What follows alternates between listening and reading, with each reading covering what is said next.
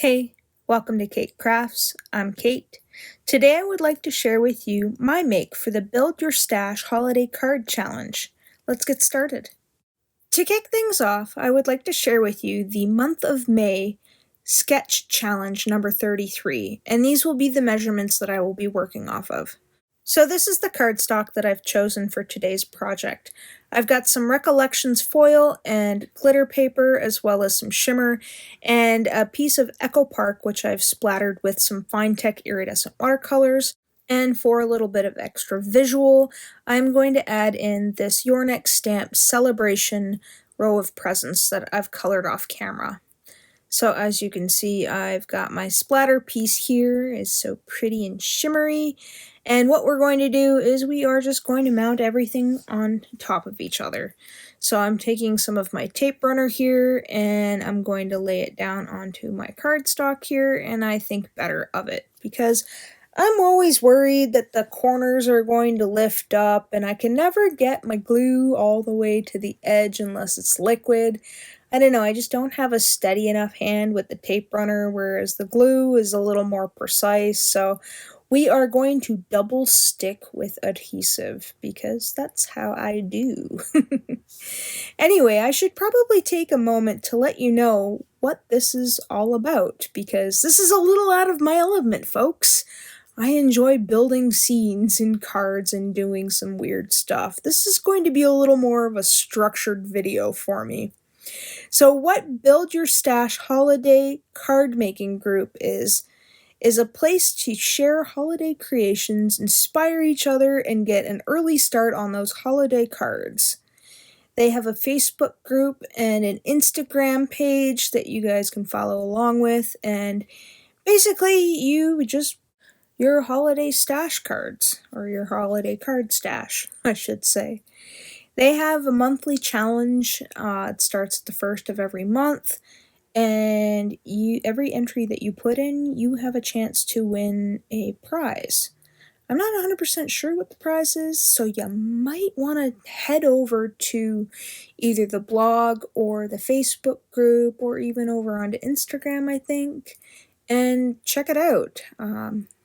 These are going to be some monthly projects that I will be doing, and hopefully I could get one or two YouTube videos up for them because I was invited to become a design team member for this group, and I'm quite excited because it's a chance to push myself out of my comfort zone because, truth be told, as simple as the sketch was and how when I saw it I thought, that's a no-brainer. Boy, was I wrong. I must have spent 3 hours hemming and hawing over what cardstock I wanted to use and how I wanted to layer this up, and it really made me appreciate coordinating colored cardstock yet again. So I think for my next order with Hollow Tree Hobbies, I'm going to be getting some extra holiday cardstock with matching cardstock, if you know what I mean. I've already talked to Kim over there and said, help me, Kimberly, please. Because I never saw the point in matching cardstock. I just thought, I like patterned paper. Why buy the matching cardstock? Yeah, no, I'm really starting to appreciate it. So all I'm doing here is coming into the final round of layering. I've gone ahead and layered the foil cardstock in behind each of my layers just to give them a little bit of a pop of color. And then the sketch called for that bar to go, that 1-inch bar to go across. I think it was 1 inch by 4¼ inch to go straight across there. And I thought that looked kind of neat, almost like a Santa belt, but in reverse, but a little off, I guess, in measurements or diameter or whatever you know. You know what I mean. I'm rambling.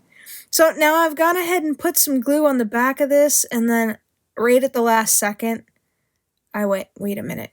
I know what I'm going to do. I'm going to grab some of this foam tape that I have sitting on my desk. This is just dollar store foam tape that I got. You can get them in the little squares. I think they're like mounting foam tape for something. I'm not 100% sure. It's cheap. They're small. I have a big roll of like iCrafters tape, but it is super sticky and it really gunks up my scissors, so I only use it when I absolutely need to. As you can see, my scissors are kind of gross, and I need to take some rubbing alcohol to them to clean off the grossness of the stickiness. So that's why we're using this kind of foam tape today. That, and I find that it's thin enough that it doesn't overly bulk like the other stuff that I have. And this stuff's a lot easier to cut down. It doesn't totally destroy my scissors after 1 or 2 cuts. As you can see, it's kind of sticking to the gunk that I still have on my scissors. So that's what I'm doing here. I'm just kind of cutting everything down to fit under at the bottom here, or underneath the backside. Yes, the backside, sorry. Again, it's late. I'm trying to get this done before bed, and yeah, I think it's just about time for me to go to bed. So I'm a little silly right now. Forgive me. Oh, who am I kidding? I'm always silly. Haha, that's why you come. You come for the comic relief, not my cards. Anyway, so I've got the release tape on the back of this that I'm just peeling off. And again, we are going to put some extra adhesive on the back. I'll go ahead and stand above my project, and then I will mount this on like so. And then once I'm happy with it, I will give it a good mash down. So there is the front of my card. But we're not done. Oh no, we're not done.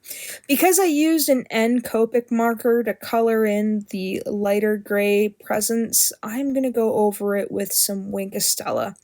Now, I find that with my Winkostella, I'm always worried about squeezing it while I'm working on my project, just to get a little bit of a flow going. So what I do is I grab a scrap piece of paper, or in this case a Post-it note, and squeeze until I see it come out.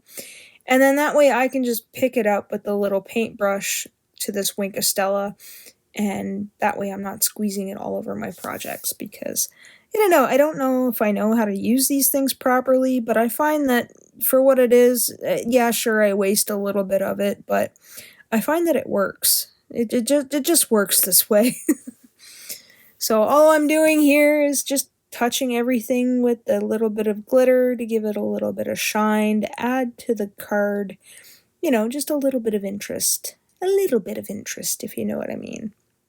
So once I'm done with that, and I'm satisfied with my work, we are going to add in some Studio Katia embellishments. I can't think of the name of these off the top of my head, but this has been in a big giant Ziploc bag that has been missing, and then every so often I come across it and think, oh, that's where it is, so I tuck it back so I remember for next time, and then next time when I go to think I need these, I can't find them again, because I can be a little bit of an unorganized crafter. I don't know if you have that problem, or if you are super strict and militant about your organization skills. I lack them. I would probably give Martha Stewart a heart attack. So once I've gone ahead and glued everybody down, this is my finished card, and all it needs is a card base. And don't forget to check out all of the links that I've left in the description box below. And if you've enjoyed today's content, please give this video a like. I also welcome you to subscribe. And as always, thanks for hanging out with me today. Take care.